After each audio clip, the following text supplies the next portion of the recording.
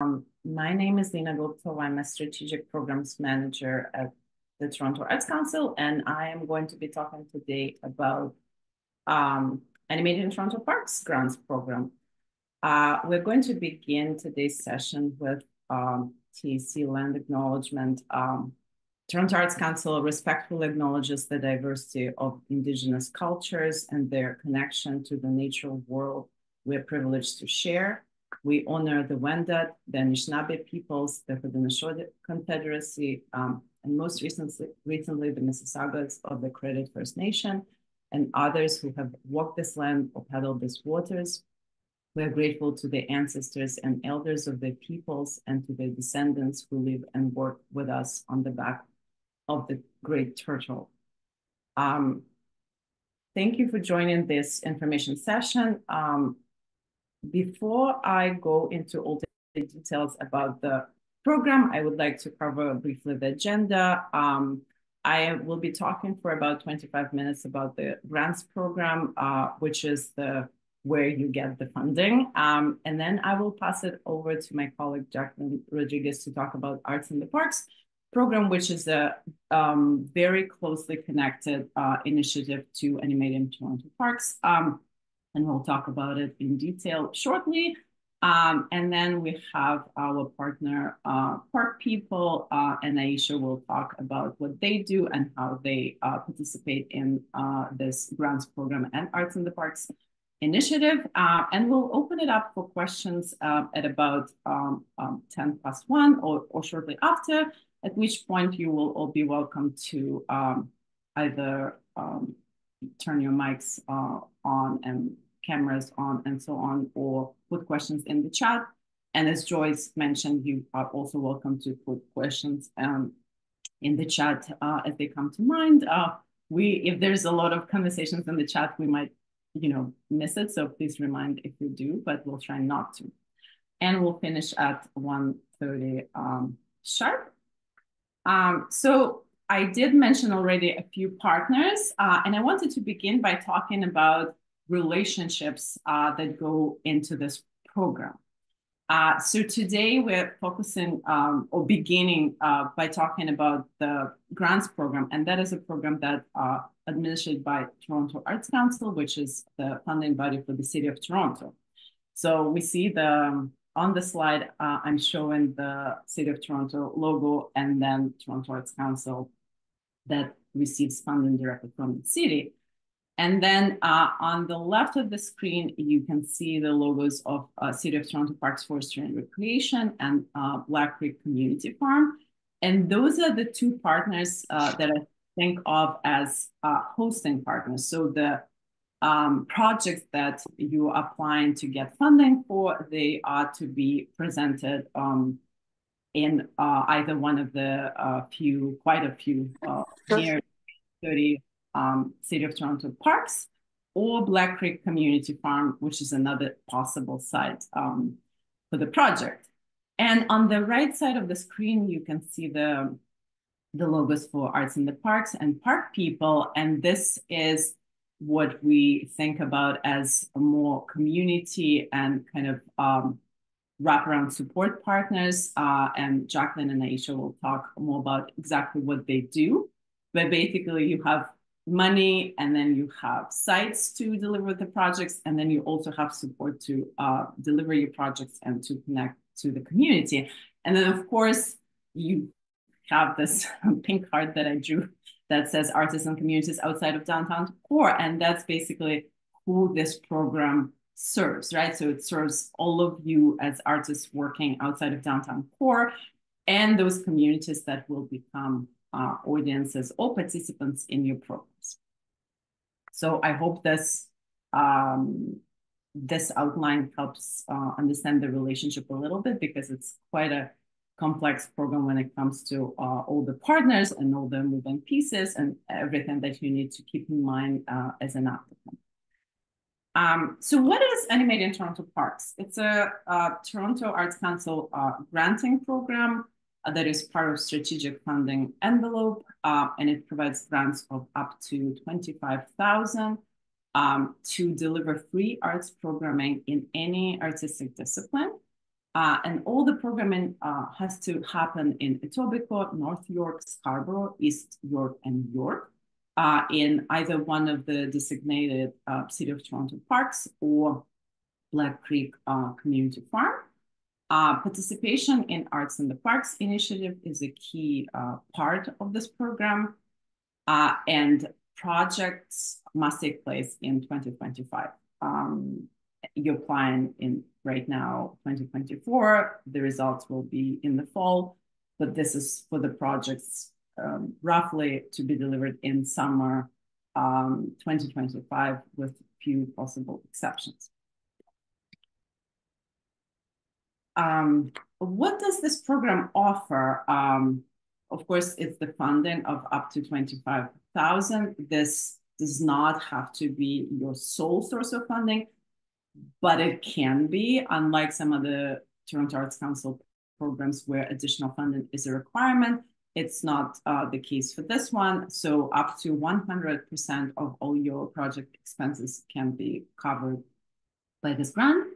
Additionally, of course, it's in-kind support from Arts in the Parks team, community collaboration and partnership support from park people and the local groups that park people work with. Support with navigating park permitting and free park permits from the City of Toronto Parks, Forestry and Recreation.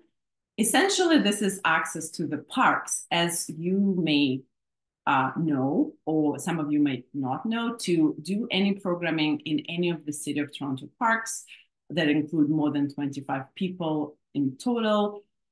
Everybody must obtain a park permit for any activity, either 25 people and above, or anything that includes amplified sound, right? And so oftentimes those permits, or normally these are the permits that cost money, and there is a process to apply, but then there is also associated fee.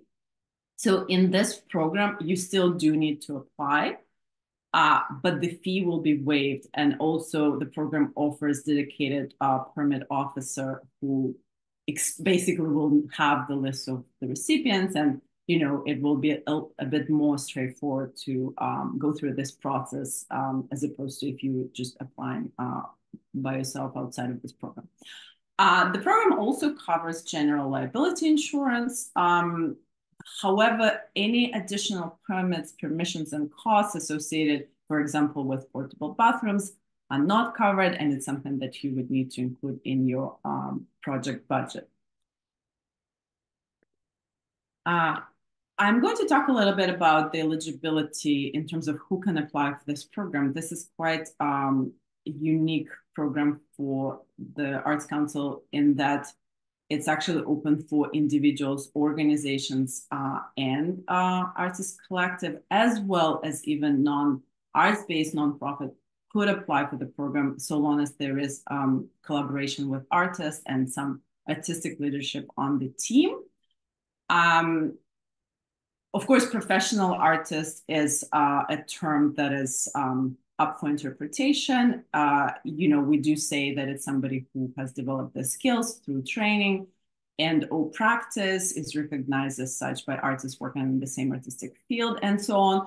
But generally speaking, if you think of yourself as an artist and if you are aiming to be paid for your artistic labor, even if it's not happening currently, generally speaking, that probably means that you are eligible to apply. But if in any doubt, you can always reach out to me, and we'll be putting contacts in the chat and in the follow-up email, and we can also always discuss. Additionally, I would encourage everybody who is a first-time applicant to this particular program to chat. I mean, if you're already here, you will get some answers to your possible questions in this session. But also when it comes to specific fit for the project, talking it through before putting all the work of filling out the application might be a good idea. And I'm here to support you and discuss whatever you have in mind and if it's a good fit for the program. So in terms of general eligibility criteria, I'm sorry if for many of you it's probably maybe extensive information that you already know, but applicants must be Canadian citizens or permanent residents, or having an application pending for permanent resident status, or be a protected person. You also have to be a resident of the city of Toronto for at least 1 year before the program deadline. And if you're an undergraduate student, you cannot apply for this program. There are certain exceptions, but generally speaking, this is the eligibility criteria. And if you have any questions around it, please reach out. And when it comes to collectives, so collective is really, it can be very stable, long-lasting collective, but it also can be something that's very informal, ad hoc. It doesn't have to be in any way formalized or registered. And it's basically a group of 2 or more artists working together on a project. And the residency requirement in this case is that, if it's 2 people in the collective, both of you must reside in the city of Toronto to be eligible to apply. And if there is more than 2 people, then it's the majority of the artists in the collective must be the residents of the city of Toronto. Okay, so this is a slide about the kind of eligibility criteria within different funding envelopes at the Toronto Arts Council. So if this is going to be your first time applying to TAC, don't worry about it. But if you're applying regularly for multiple different grants, it's worth noting that we have arts discipline funding, and separately strategic funding, and basically anybody or like eligible artists and organizations can hold up to 1 grant in each envelope.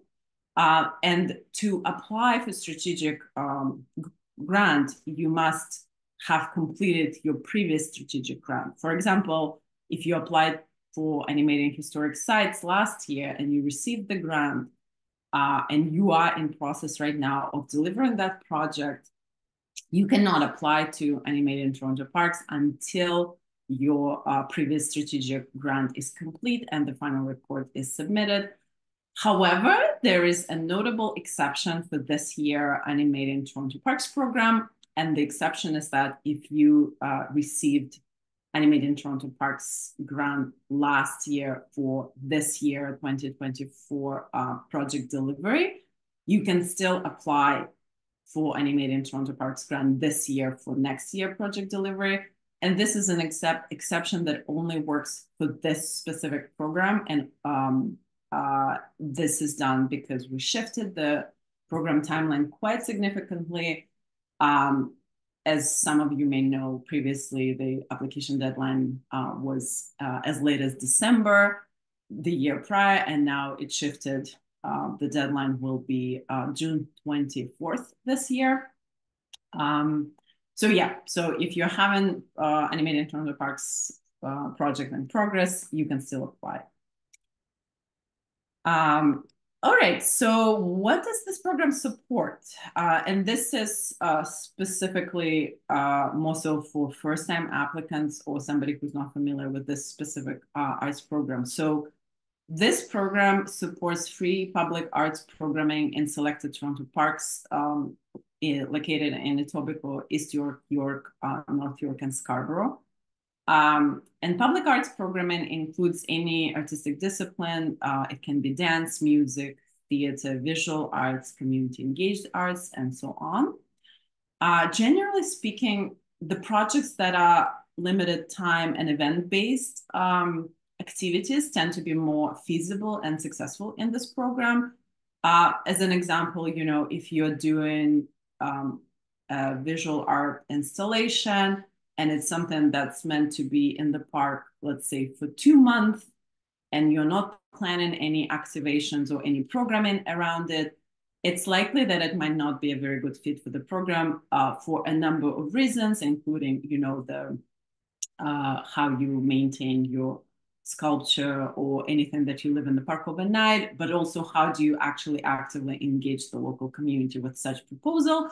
So oftentimes something that's more like, 1-day event or like series of events or like maybe multi-day, but it's a weekend long or a week long, like something that's more condensed in time and more event-based. Like it can be any artistic discipline, but the element of bringing people together in a deliberate and programmed and facilitated way is something that is not necessarily a requirement of a program, but it just tends to be a better fit for it. Though engagement of the community in some shape or form and or consultation with the community actually is a formal requirement of this program. So then project must be free of charge, right? And this is something that is important to establish early on, because sometimes artists put all the work in writing the application, and then they put ticket fees in their budget, and that's actually not something that is eligible. If you are including on your budget, if you're including earned revenue from your previous productions, you need to include it as your own contribution as opposed to earned revenue like ticket sales, because it would then mean as if it's ticket sales for this specific project, which is not eligible and not allowed within this program. And also payment of professional artist fees is a requirement of the program.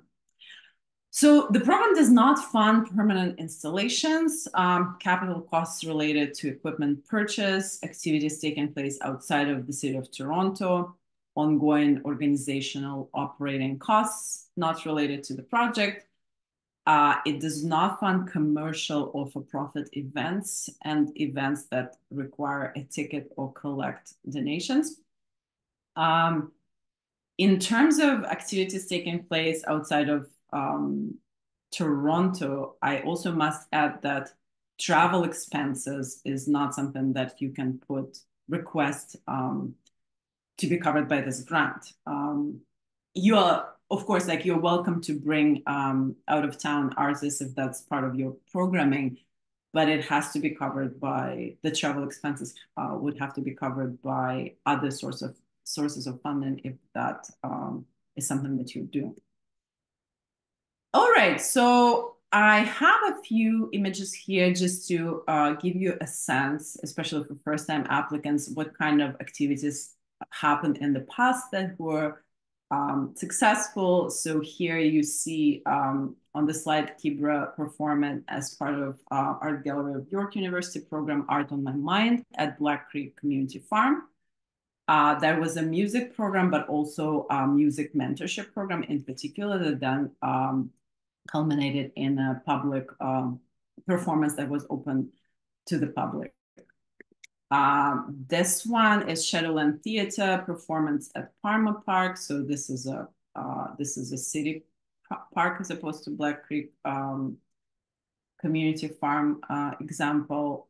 And here we have Lee Lifeson Park and Japanese psychodrum and music group Nagata Shachu performing in this lovely bench show in Lee Lifeson Park. This was a theater production by Nightwood Theater that was first produced as part of Arts in the Parks and funded by Animated Toronto Parks program in the park. It was in Taylor Creek Park, and then they brought it the following fall, and it was a theater production after that, like in the conventional theater space. Icons at Dixon Park was a series of dance workshops and performances open to the public. So these are just a few examples of what worked in the past in this program, but really any kind of, the program is really open for interpretations when it comes to what you're proposing. What needs to be always kept in mind, how is community being engaged? And I'm sure Jacqueline will talk more about that, and probably Aisha. And so I want to talk about just choosing your park, which is kind of an aspect of a application process that needs to happen early on. We have a map of eligible parks that is linked to the program webpage for your convenience. You will see that all parks are located outside of downtown core. I often do have questions, you know, from prospect applicants saying, "Oh, can I actually do it in this or that park?" And if that park is downtown, if it's Christie Pitts, that the answer is 100% no. You know, if there are some situations where you have a park that's actually quite close to the park on the list, in that case we can chat, but absolutely, like, this program just does not fund and support events taking place in parks in downtown core. Yes, and so the kind of from experience, we do recommend that if you applying for this program for the first time, that you select one park to work in, and it's really for your own sake, because every, you know, even if you already have something produced and in place, bringing it to different parks is not as easy as it may seem, because you have to obtain permits for each park separately if it's a City of Toronto park. And also you have to have outreach plan in place and execute it for every park to ensure the event is success. And in terms of, you know, selecting between city parks and Black Creek Community Farm, so most parks on the list are City of Toronto parks. And really the kind of the benefit of applying to one of them is that you have a lot more choice geographically, and you have a lot more flexibility in a sense that, you know, if you apply for one park, but that park is already, let's say, assigned to somebody else in the decision-making process, you can get assigned a different park easily because they are a little bit more flexible and interchangeable, as opposed to Black Creek Community Farm, that, you know, that is a very specific location. Of course, it's a farm, so oftentimes projects might be related to food and land in this particular way. It's a very competitive site for this reason, because it's sometimes harder to offer an alternative. But that site that offers really comprehensive on-site self-support and collaboration. Whereas with city parks, it's more so that, you know, you get the park, and oftentimes it's just a green space. And some parks, for example, do have bathrooms and running water and electricity, but others don't. So it really, the facilities really vary. And there is, again, limited to none on-site staff support, and I'm talking specifically about parks staff. Okay, so I think I'm running low on time for my portion of the application, but basically, how do you apply? I do recommend starting with reading the program guidelines carefully, if that is accessible to you. This portion of the presentation, me speaking right now, is really mostly covering the guidelines. It's a 7-page document that sometimes is not the most accessible for some people. So we like talking through it. But if you want to discuss it in addition to this information session, or if you review the guidelines and you still feel like you can ask more questions, please reach out to me. Read the parks descriptions document. This is a separate document that's linked on the TAC Animating Toronto Parks webpage. And what I noticed last year is that some applicants kind of don't find that document and kind of manage to apply without ever reading that. But that document is quite helpful because it outlines amenities to each park. It also outlines like what are the local community groups that you can engage for support, but also for consultation for each park.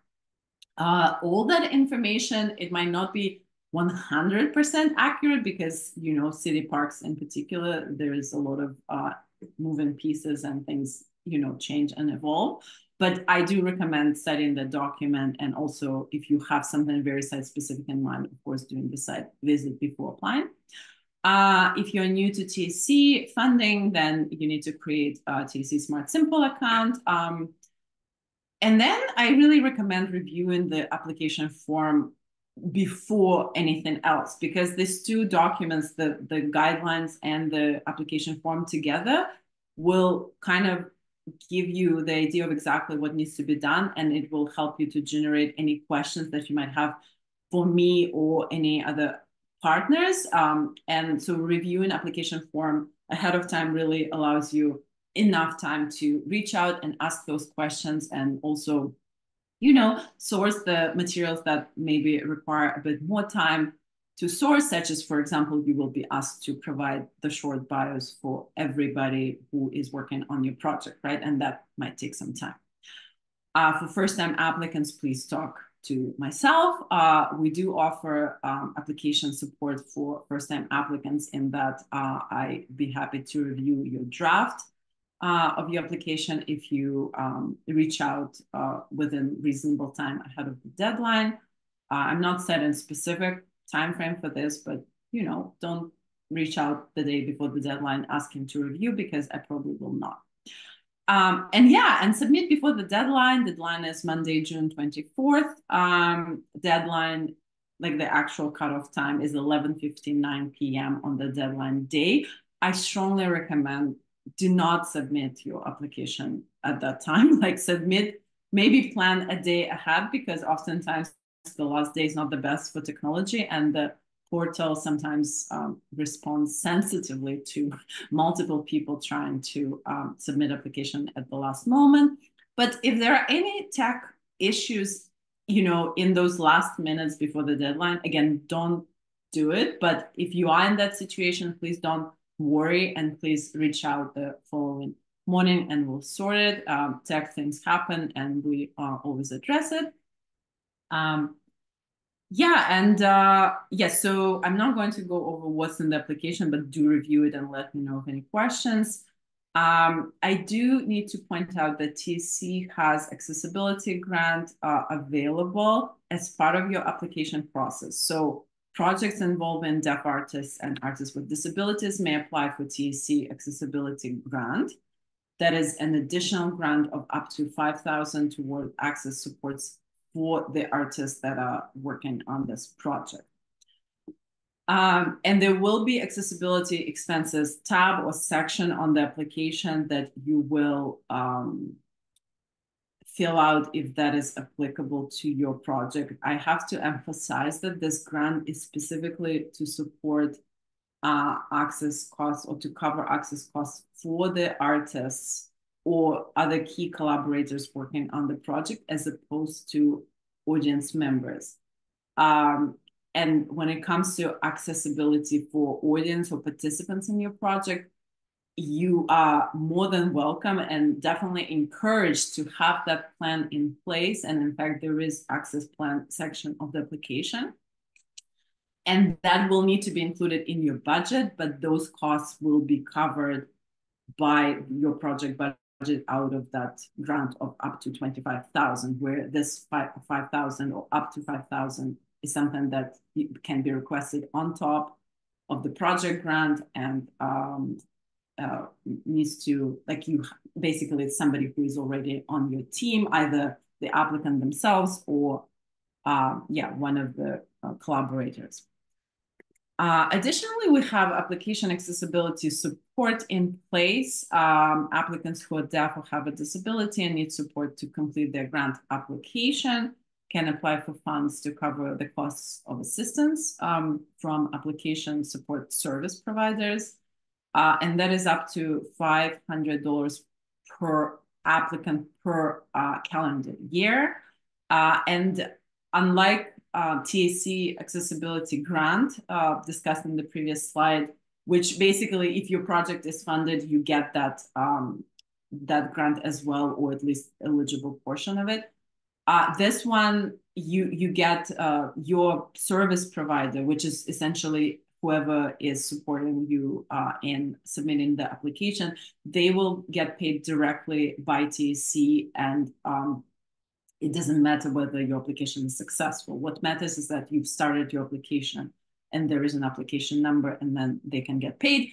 And if it's something that you think you could use, please reach out to me and I'll walk you through the process. And we can establish eligibility together if in doubt. Okay, and I think the last thing that I will share before passing it over to Jacqueline is the assessment process. So all the applications that you will be submitting will be assessed by your peers, so by artists working in the communities in Toronto, and each assessment panel, each grant review panel is composed specifically in response to applications in particular round. So it's new group of people every time, and it's anywhere between 4 and 6. Usually it's 5 people, your peers, artists working in all artistic disciplines, and it will be composed in such a way to reflect the diversity of applicants in the application pool in this specific round, including, of course, the discipline and geographic location in the city.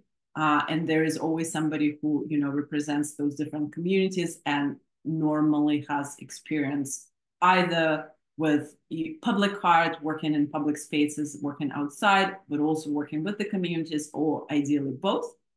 And so that group of your peers will be assessing the applications according to the following criteria: artistic merit, extent to which the proposed project will engage and include local communities, quality of experience the proposed activity will provide to local community, of course, demonstrated capacity of applicant to carry out the project, and financial viability of the project.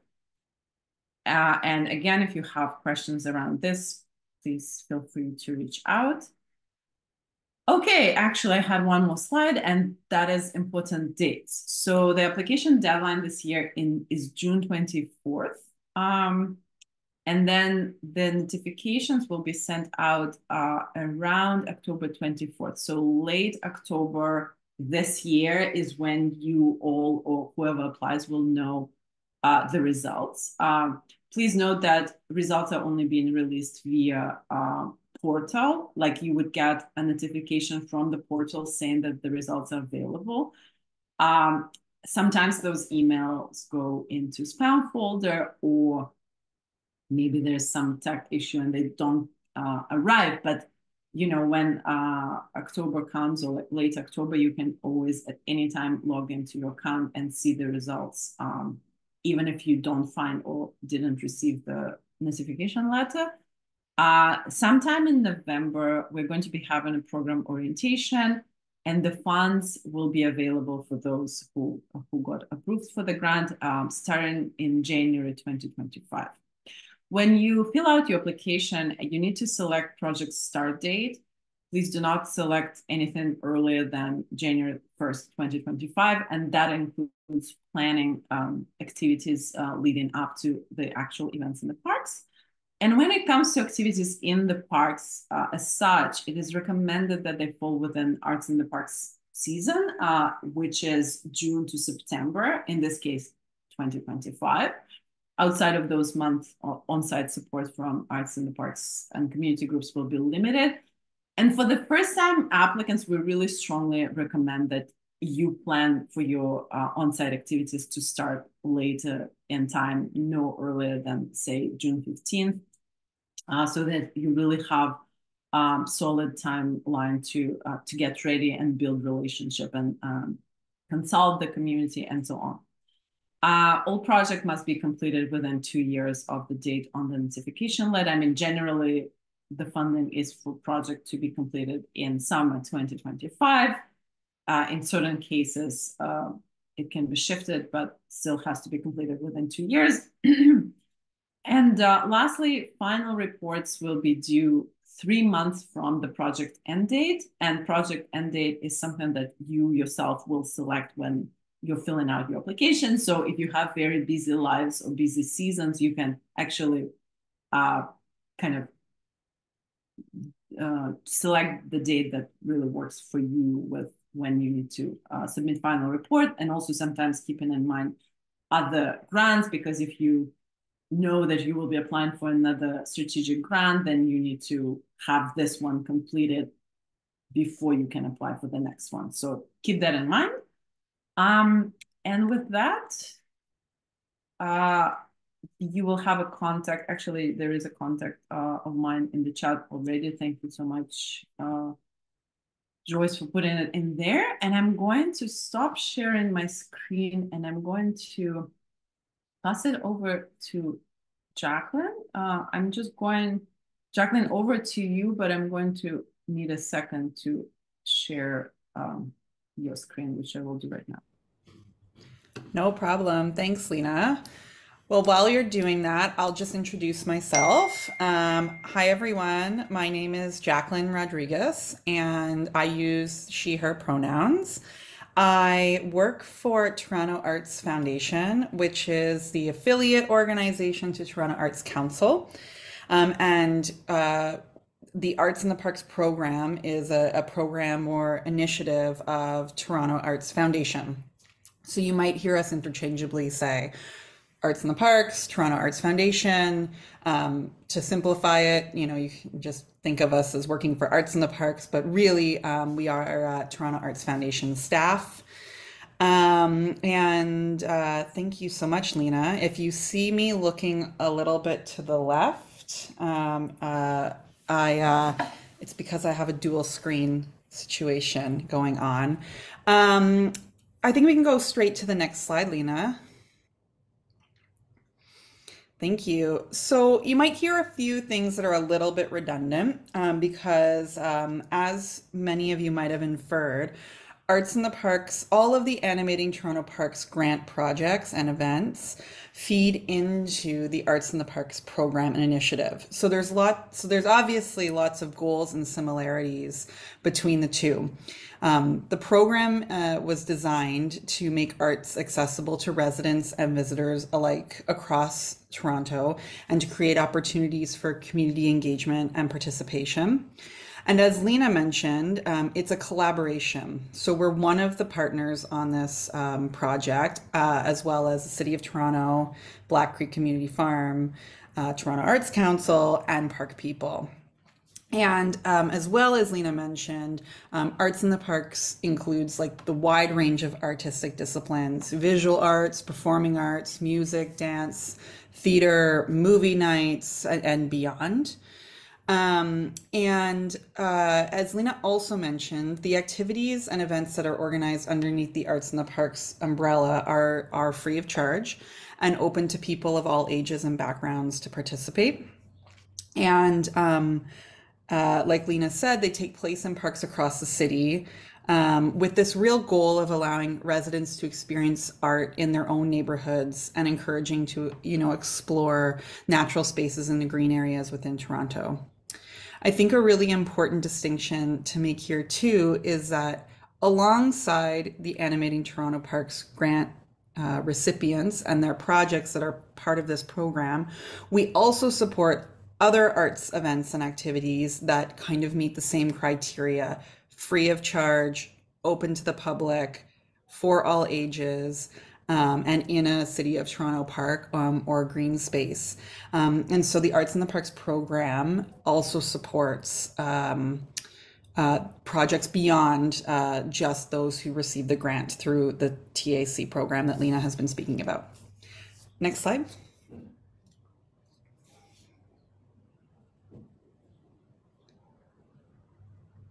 Thanks, Lena.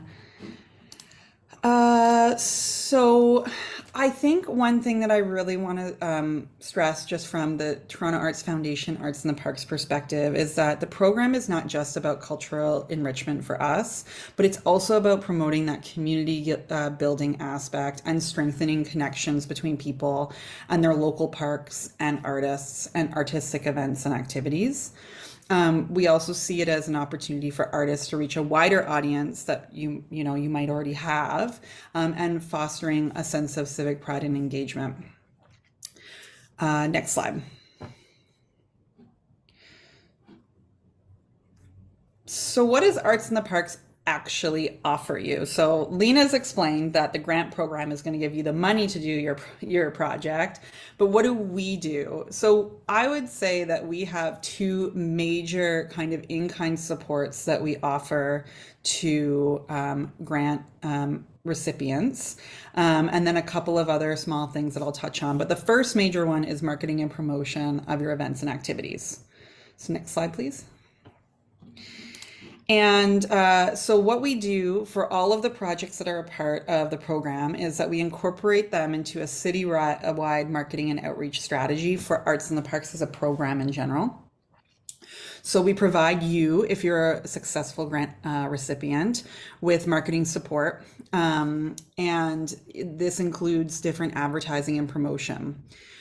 It doesn't mean that you shouldn't promote your own program or budget for that when you apply for your grant, but this is to, add an extra layer of promotion support on top of what you're doing.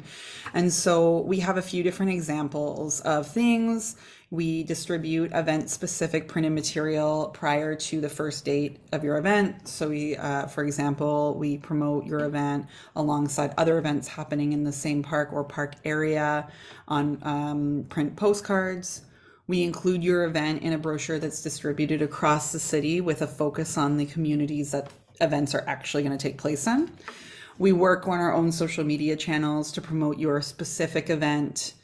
We do stories on the day of your event, at the event, if our staff are on site and present, and I'll talk about that a little bit after.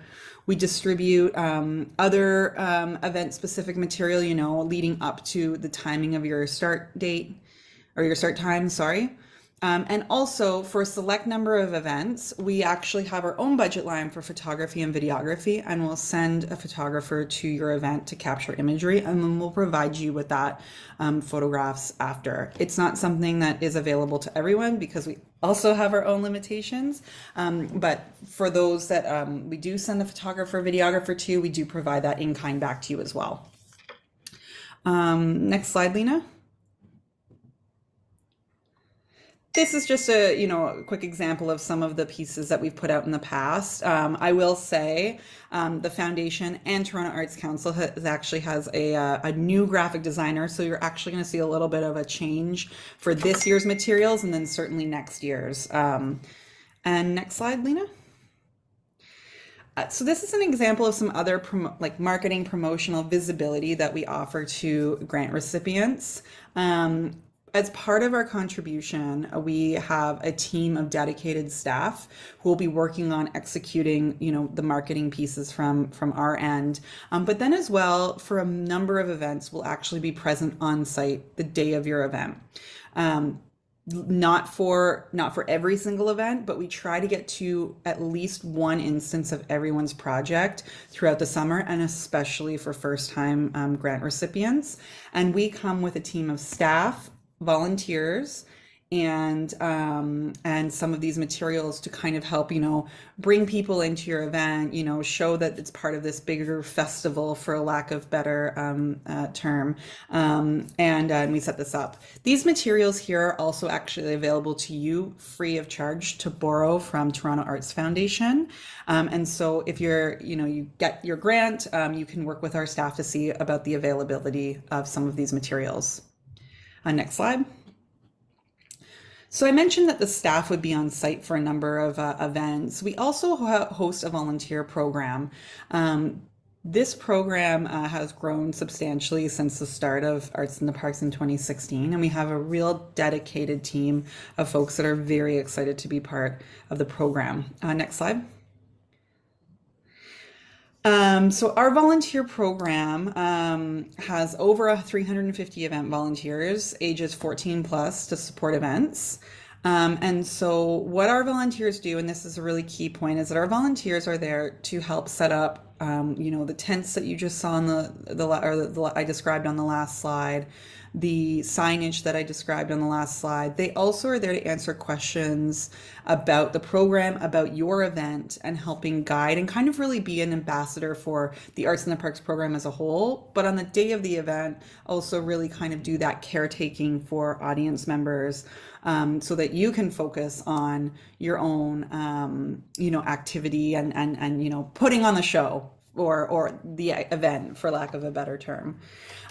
One thing I do want to clarify, though, with the volunteer program is that presently the volunteers are not available for production support.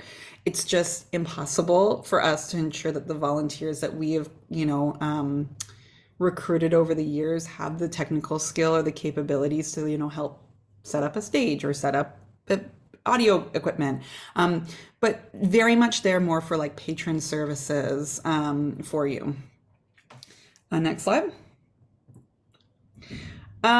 This, I think, is one of the most important pieces to our program, and this is the community outreach piece that Lena was mentioning, and that kind of community connection and that prioritization.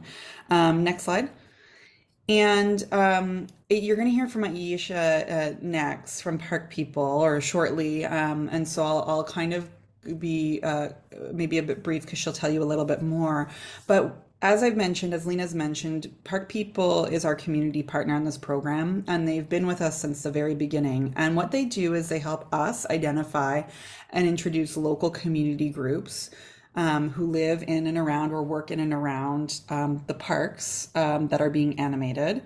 And the role of these community groups is to really help you engage and excite and encourage, other residents and groups to participate in your programming.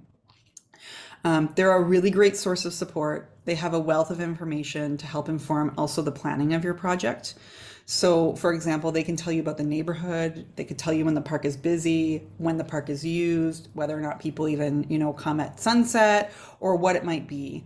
And so what I would recommend is that, since there's some lead time here before the end of the deadline for the grant program, is to really kind of take a look at what community organizations are in and around, and both Park People or us can also help you connect with those folks to learn a little bit more. And one thing that I'm really excited about the timeline for this grant program is that we're going to have a lot more lead time, also, as Lena has mentioned, for you to, what we'll do is we'll actually, those who are successful with their grants, if you haven't already met or been connected with the community groups that we know, we will connect you directly, and there'll actually be a series of meetings that you will be requested to participate in to communicate directly with members of the local community groups and the local community at large. And we help facilitate that. Next slide. This is the second from last slide, everybody, and this is really just for us to say that we really view from the foundation that this is like, we're all partners on this. To go back to Lena's original slide, like, we're all in this together, not to sound cheesy, but our real recommendations from our perspective is to like build outreach and engagement into your project from the onset. Think about that, whether or not you do have those local ties to community or not. Think about, research the community, go to the park before the deadline this year to see what's going on there. Be really open and transparent with your communication. Obviously, you're going to apply this year, and 2025 is a far ways away, but we can only do our best if we know what's going on with your project. And it's very different from a different grant program, and that will be in communication with you, asking for details about what's going on. And then also, just again, like that collaborative spirit and accountability, like, we want to be as accountable to you as possible with what we're doing. So that's it, I think. Just our last slide just has our contact information on it. So these are 3 members of, including myself, of our team. We can put this in the chat. We can email this out deck later. Thank you so much. Thank you, Lena. I think I'm done.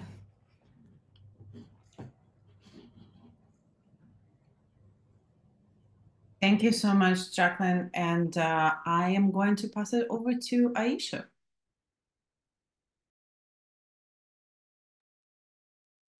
Thank you, Lena, Jacqueline, and Alex. So my name is Aisha. I am a project manager at Park People. So at this point, you've all heard quite a bit about Park People, so I'll just expand a little bit, excuse me, about what Park People does in terms of our role with the Arts in the Parks program. So I'll begin with a little intro of what Park People does. So Park People is a national charity. We work with multiple partners such as city government, park professionals, large urban parks such as High Park and Stanley Park in Vancouver. We also work very closely with community park groups. We work with all of these stakeholders to advance urban parks as essential spaces to connect people to each other and the rest of nature.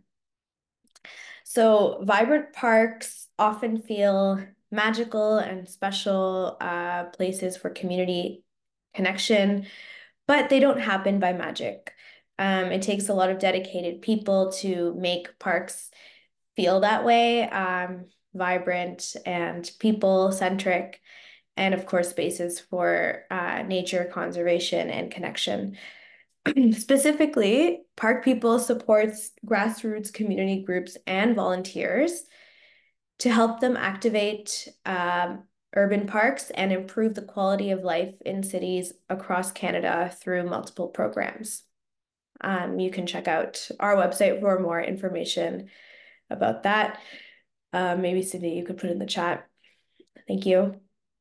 So our role with the Arts in the Parks program specifically is to work with the Toronto Arts Foundation to connect community park groups with artists as part of the program and make sure both artists and community partners feel well supported throughout the process. So the community groups we support are community organizers or community partners who know their neighborhood parks really well. They know how the local community uses them, as Jacqueline was saying. They know the assets of the community, and also they understand the barriers that residents face in terms of park usage.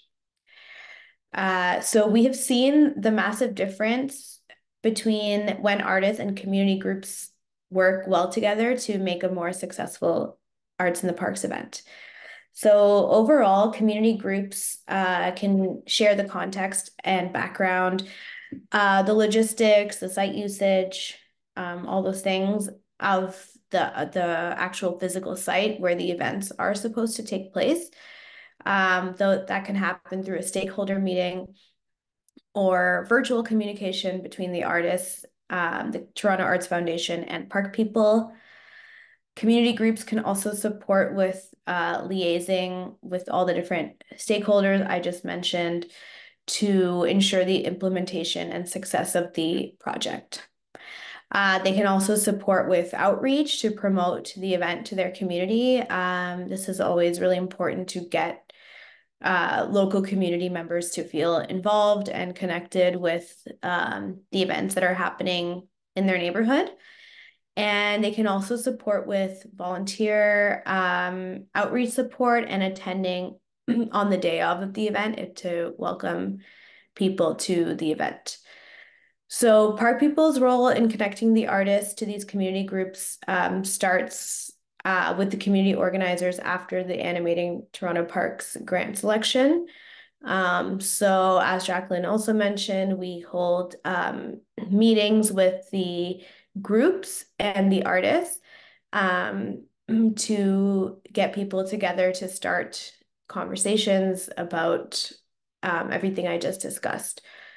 So that's kind of Park People's role in a nutshell. And thank you for providing the space, and we're looking forward to Arts in the Parks this year and next year. Thank you so much, Aisha. That was great. And thanks, Jacqueline, once again. We are interested enough on time, and we have plenty of time left for Q&A. So at this point, I'm inviting everybody, to raise your hand using the reactions button. If you feel comfortable to turn your mic on, you can also turn your video on. You can put questions in the chat, and please feel free to direct questions to any of the three presenters, myself, Aisha, or Jacqueline, as well as, we have partners who were not here today, which is host and partners, Parks Forestry and Recreation, permit officer, Natalie, and also the Black Creek Community Farm. And if you have any questions around that, I might be able to answer some, but also to direct you accordingly. So yeah, and this, I think we'll continue recording. So if you don't want to be in the recording, feel free to type up. But otherwise, let us like let's let's hear your questions if there are any. I think between Joyce and I, we answered the questions that were already in the chat. But if we missed something, please flag that.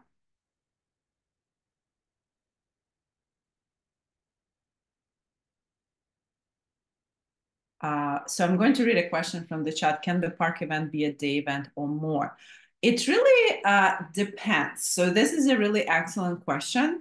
One day event is in fact lately a kind of a popular format. So yes, absolutely can be a one-day event, and it can be multi-day event. It can be few hour long event.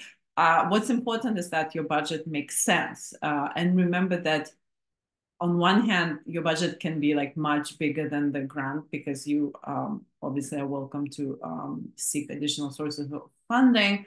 But on the other hand, if you're looking to put something that's smaller scale, you have a choice to request funding that is less. It's up to 25,000, so you can put something together that doesn't require that much money and basically scale it accordingly. So yeah, the timing, it can be very flexible in terms of the time. I'm going to read another question from the chat. There is a space that is often used in Scarborough for local events, festivals, activities, 500 Progress Avenue. It isn't a Toronto park. Is the space eligible? This space is not eligible in this particular program. But do get in touch if you have specific question around your proposal and how it can be. Anyway, what I'm saying, let's discuss. But to answer your question very briefly, it's not eligible. I hope that makes sense. Next question, is there one-on-one support available for the creative idea for the Arts in the Parks project? So yes, this is where, we have Arts in the Parks and then we have Animating Toronto Parks. If the question was about applying to the grants program, yes, there is one-on-one support available, especially if you're first-time applicant, but also really anybody is welcome to schedule a call with me and discuss the idea and the fit. That would be Animating Toronto Parks, right? For Arts in the Parks, thank you. Thank you, Joyce, for putting my contact. I also actually did include my booking link so that folks can directly book a meeting without emailing first. That's also in the chat, and it will be in the email that we will send out in a couple of days once the video is ready. Can we include the cost of snacks and refreshments in the budget? Yes, you can. Okay, not seeing any. Lena, someone has their hand raised, so I will ask them to unmute. Perfect, thank you. Hello. Hello. My question is regarding to media arts. Is it only the movie screening, or are there any different format of project that can be pitched to the panel? And as well as I had a question regarding for the screening, are there any regulations since the event needs to be accessible to all ages? What if the movie is, as for example, genre specific like horror? That would not be accessible to and would not be for all ages and might be for 14 plus or 18 plus. Are there any regulations regarding to that, as well as sound? How loud can the sound can be during the event of a movie screening or anything like that? Yeah, thank you for this question. I'm going to respond to the media art first, and then I'm going to actually pass it on to Jacqueline. In terms of media arts, it is a discipline that is welcome. You're welcome to apply with media arts projects to this program. I do recommend that if you have something specific in mind, that you get in touch with me and that we discuss. generally speaking, yes, absolutely, you can apply with that. There are certain practical questions that arise, like sometimes to put together media arts project in the park, there is you need to build a structure on which, for example, to project, and then there is a whole question of staking into the ground, which is a building permit, and then how do you protect the structure, how do you protect your projector, and so on. But I don't know the details, so I think maybe having a quick phone call might be beneficial if you have something specific in mind. But if it's more like general question, yes, media arts is eligible and welcome. And in terms of the film, Jacqueline, are you able to answer that question around the sound limits and the rating for the films? So my understanding, this is actually a City of Toronto question, but my understanding, which I think is true, is that the films, if it's a film, sorry, this is a question, right, needs to be actually gone to the City of Toronto screening office to ensure that it actually can be played like for the general public. So there actually, I think, is a bit of a vetting process that has to happen afterwards. Does that answer the question? In terms of sound levels, that also is a City of Toronto thing. There are limitations to how loud any event in a park can be, but the City of Toronto will walk you through that. Sorry, does that answer the question? Yes, it does. Thank you very much. No problem. Thank you, Jacqueline. And just to add in terms of the sound, so many events will require amplified sound, and any amplified sound requires noise permit, and noise permit is just additional step in the process of obtaining the park permit. It's nothing, it's not rocket science. It's pretty easy to do. It's just something that needs to be factored because it takes time, like everything else around permitting process. And they will, at that stage, they will tell you whatever, like the limits of the amplified sound. But it's, we do have festivals that obviously have professional amplified sound that is pretty loud in place. So nothing, I don't think there is anything that's like you won't be able to do in terms of the sound, as so long as you have that noise exemption permit. All right, I'm going to look in the chat. Can we include rental cost of musical equipment? Yes, so this is exactly what you will include. So you will have a budget table that will have kind of pre-existing sections of expenses, and big sections will be artist fees, programming, production, accessibility, and some of them are quite flexible and like up for interpretation. What do you put where? Right, like curator, for example, you can put, or like film programmer, you can put under artist fees, or you can put under programming, but definitely under production, you would include rental costs of musical equipment. So next question, are workshops or installations in the park eligible? Do installations have to be permanent, or can they be temporary? Thank you for that question. So installations cannot be permanent. So anything that's permanent is not eligible for this program.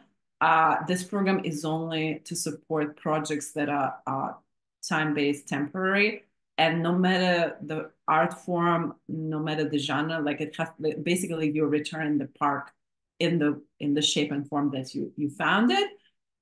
It can be, though, you can do a temporary installation in the park, and definitely you can do workshops. I did talk briefly around how, like, if you just put an installation in the park hoping it will engage the public, that is something that, like, it's not allowed, but it's just not a good fit for this specific program.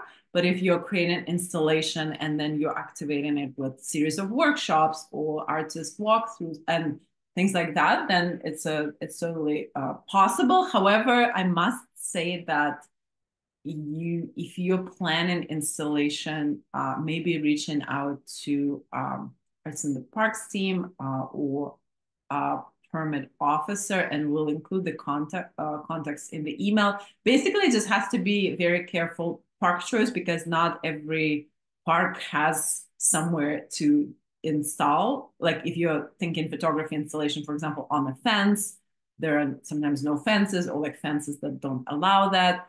And again, if you're thinking about something that's more staking into the ground, that is an entire process that you might want to talk to the Parks, Forestry and Recreation and kind of understand fully what that entails in terms of like how labor intensive that is before you go down that path. But yes, generally speaking, you can certainly do that. Okay, so we have a few more questions. I'm going to read the noise permit and park permit. Are these supposed to be secured after approval of the grant, or should we have gotten permits before? So you will only apply for those if you get the grant, right? So you apply for the grant, you get the results in October. At that stage, you can decide, you know, if you get the grant, of course, then you need to proceed with your project, and then you we'll have we'll have program orientation in November, which will be similar to this session, except it will be specifically for recipients as opposed to applicants, and we'll walk you in a lot of detail through the process of applying for permits, and you can do that.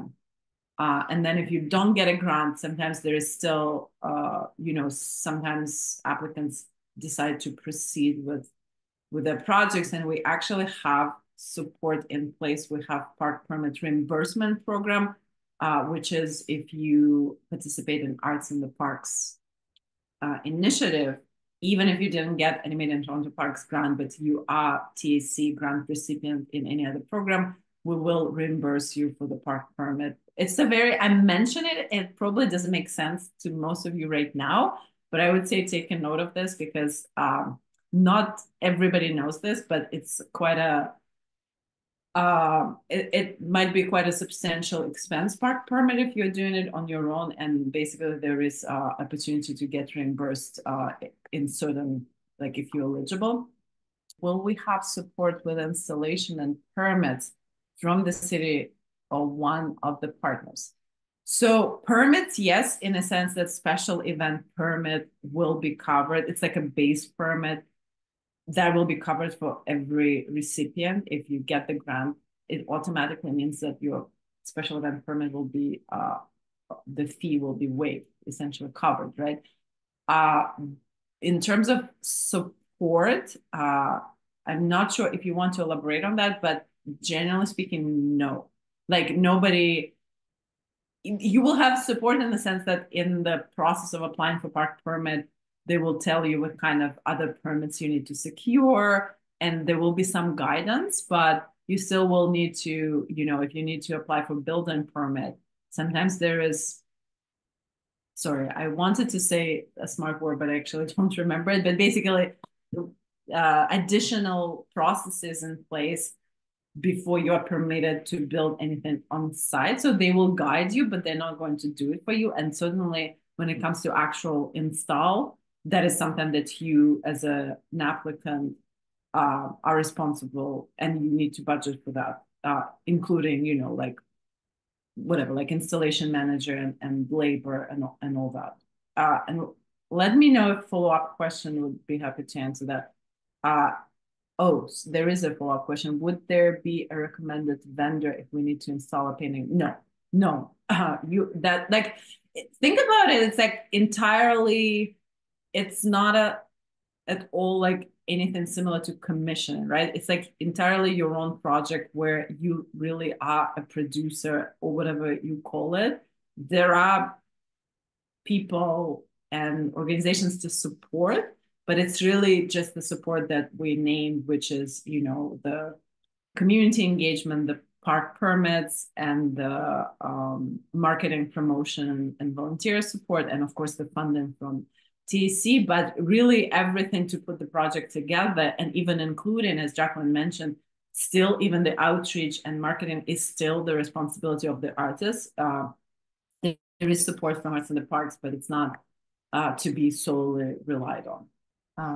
Okay, I hope that answered the question. And I see a question in the chat. Is it possible to apply for the full grant amount, 25,000, even if it is a day event or more?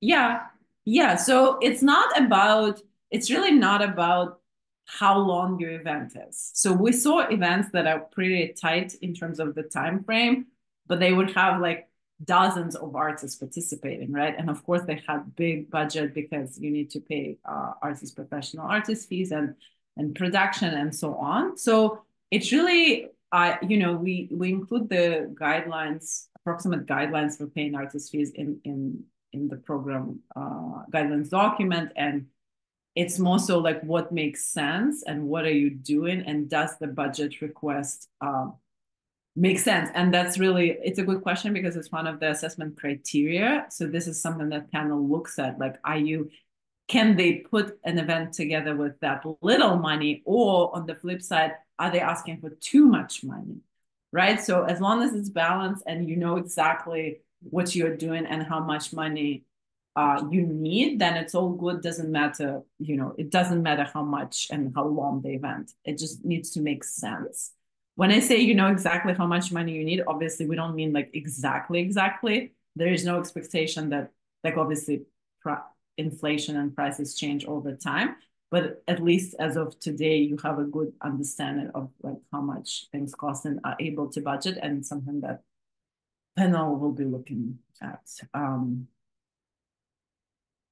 Yeah, and thank you, Joyce, for pointing out that no matter the request, occasionally, and in fact quite often, the panel will award amounts that are less than that requested. So it's just something to keep in mind and be prepared for. And oftentimes folks address it by scaling events down, which is very easy to do if like you are proposing to put together 6 workshops and then you get a little bit less money, so you only put 5. For some other events, it's not as straightforward, but still there is flexibility depending on how much money you end up getting. Okay, what is the success rate of the application in this program? I don't think I'm going to share the specific number because it really depends year by year. It's not the same. I think the average TAC success rate is around 30%. And if anybody wants to correct me, please do. But I think it's about 1 out of 3 applications gets funded. It's a bit lower for project funding, which this program is a project funding. But because this program is quite it's a very labor intensive application, if I'm being honest, because of how much goes into it around, your outreach plan, community engagement plan, around site specificity and selecting that park. And because of that, I would say it's not the most hugely competitive program because it takes a lot of work to apply. So I would say on average would be around 30%.